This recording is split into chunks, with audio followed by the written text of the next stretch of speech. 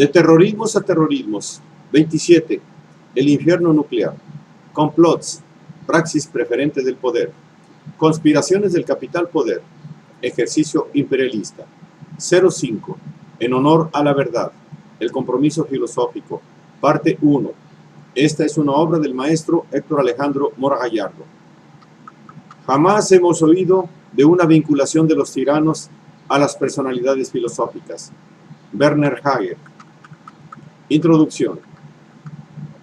La verdad puede ser difícil de ser conocida o de ser aceptada, sobre todo si no se le busca o si no se le tiene el ánimo predispuesto para reconocerla y para adecuarse a ella por difícil que parezca.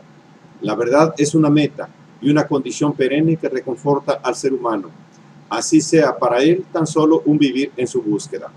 En sí, ese sería el papel del filósofo, el que puede existir anhelando identificarse con ella para que, en el intento, adecue su ser a lo trascendente, comenzándose a aceptar con Platón la ocupación filosófica en los asuntos políticos, inquirir en la realidad de los hechos preponderantes que surgen en las relaciones sociales de la polis, la política, procurando el comportamiento ético basado en la práctica de las virtudes, aunado a la indagación de lo que ocurre realmente en las intrincadas y amañadas relaciones sociales, en donde la verdad realidad, lo realmente acontecido en la sociedad, suele ocultarse o tergiversarse, realizando así el filósofo un combate por la verdad valiosa.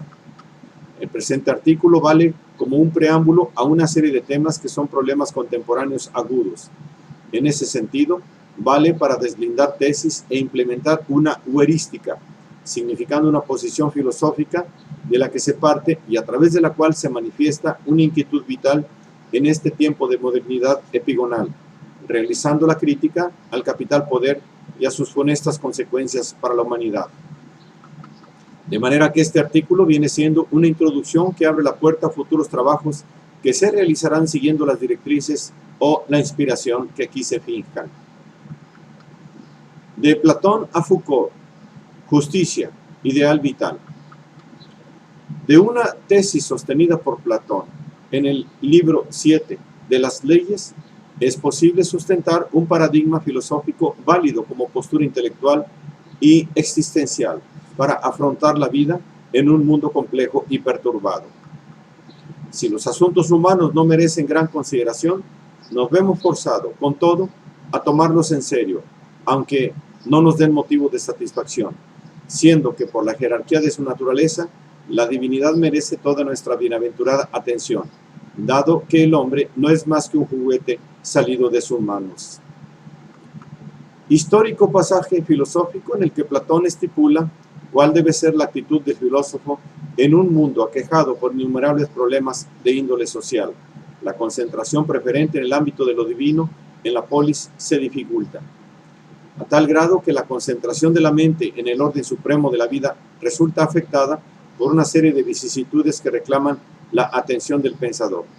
El filósofo advierte la temporalidad en la que existe, entiende la preponderancia que adquieren las relaciones político-económicas en sociedades con Estado, en cuyo seno se incrementan las dificultades en la medida en que se identifica este tipo de actividades tanto al interior de la polis como entre una y otra.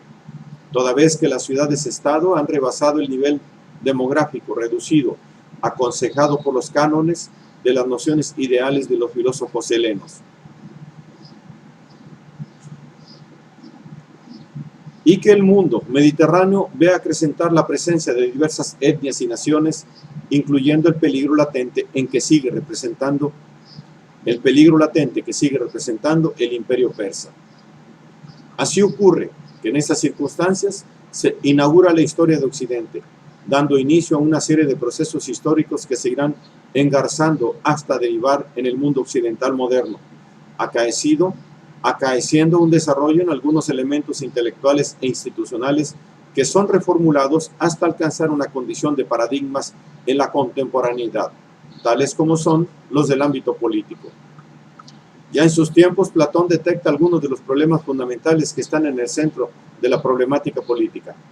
En el mismo libro 7 de Las Leyes, considera el dilema de la normatividad que debe regir en la polis, de ser conveniente, desde el microespacio que ocupa la familia, la que debe ser considerada como el átomo social, puesto que resulta fundamental en la conformación global de una ciudad, de una nación. Para que entonces el dilema radique en saber legislar en un ámbito en el que se llevan a cabo las relaciones más simples y básicas, sin violentar tales prácticas que están constituidas por tradiciones comunales.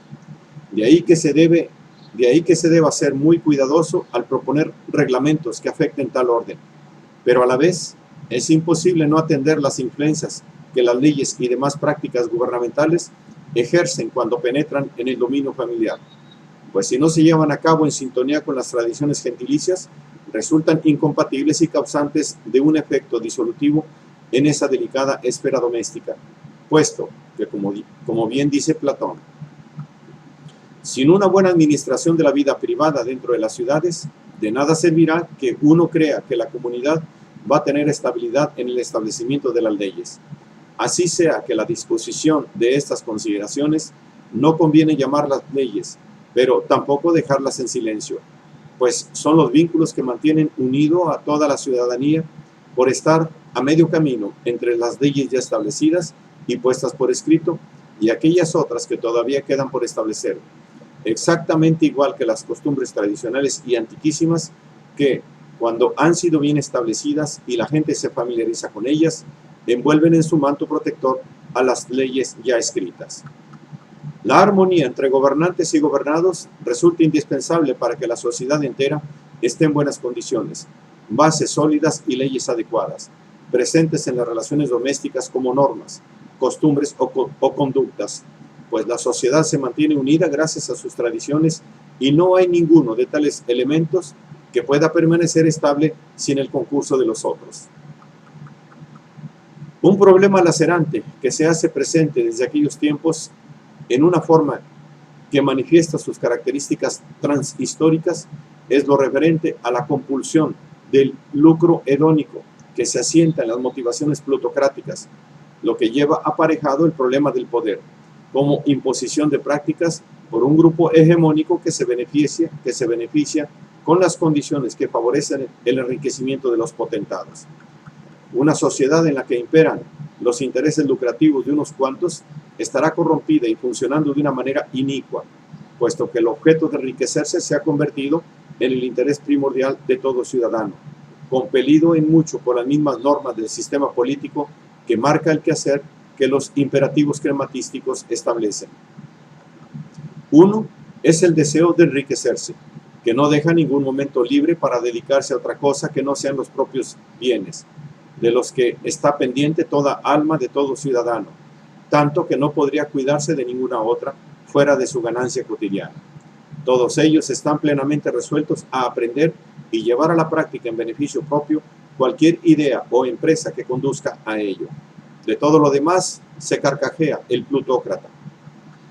Y cuando la avidez por las riquezas se desata, cualquier persona enajenada hará lo que sea, sin ningún escrúpulo, con tal de obtener los satisfactores necesarios más las ganancias mundanas, exigiendo como única contrapartida poder procurarse, como un animal, plena satisfacción en toda clase y variedad de comidas, bebidas, placeres sexuales, actividades sibaritas que conducen a la disolución de las virtudes primordiales, hábitos personales y cívicos, como son la templanza y la honestidad, cayéndose, en los peores casos, en la conturbación hedónica, en la degradación sexual, tal y como el mismo Platón lo hace ver, siendo el más grave de los casos el placer disoluto homosexual, sobre todo cuando éste arraiga y se presenta como una cosa común y corriente, aceptable entre sujetos lascivos que con descaro hacen alarde de tal enfermedad, la que debía ocultarse de la luz del día.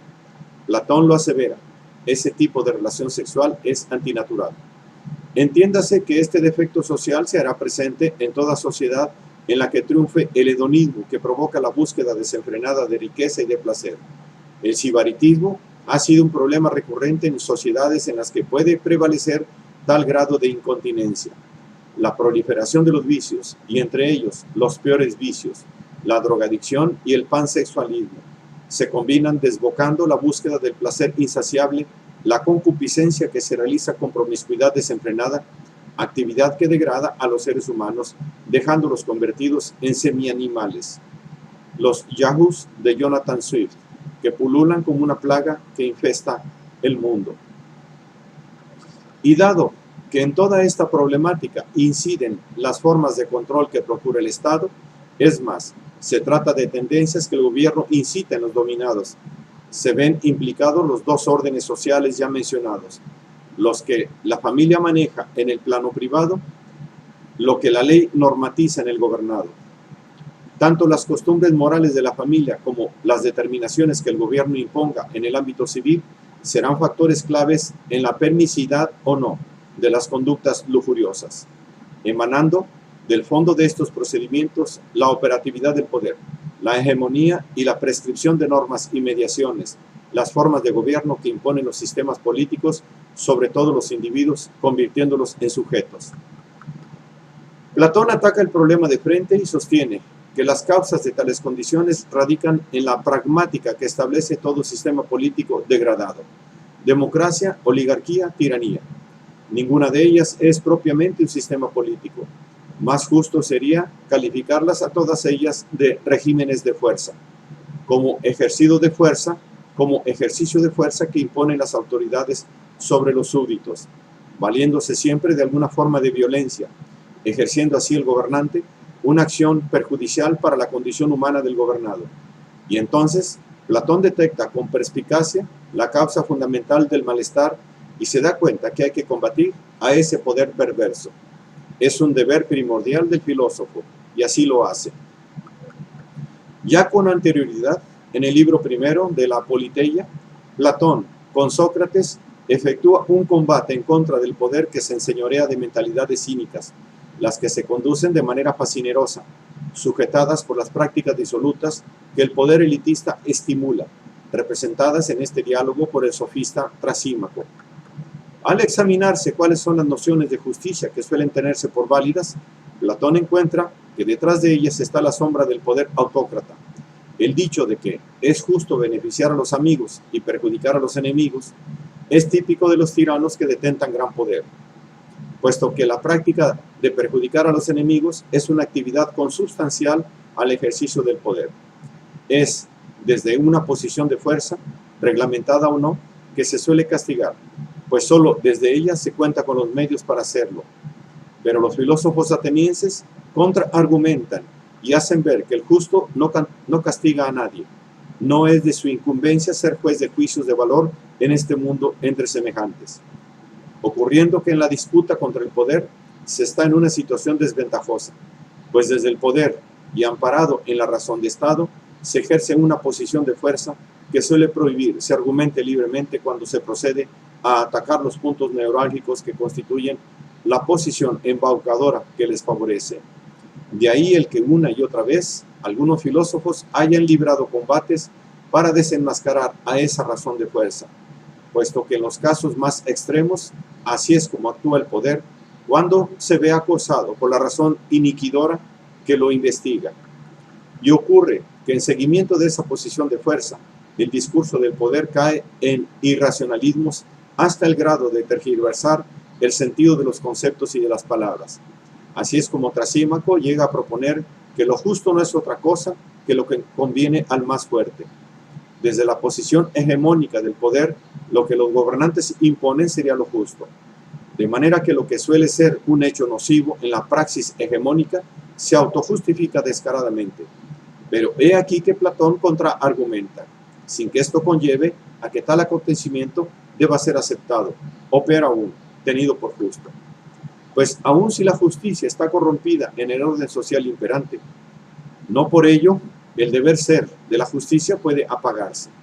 De ahí el que la tesis que Platón defiende procure mantener el ideal deber ser a pesar de todas las infamias y calamidades. En lo que a mí toca, te diré que no estoy convencido y que no creo que la injusticia sea más provechosa que la justicia, ni aunque aquella sea permitida y no se le impida hacer lo que quiera. Admitamos, mi amigo, que existe el hombre injusto y que puede obrar injustamente, sea en forma oculta o combatiendo a cara descubierta, pero aún así no se me persuade que es más provechosa que la justicia.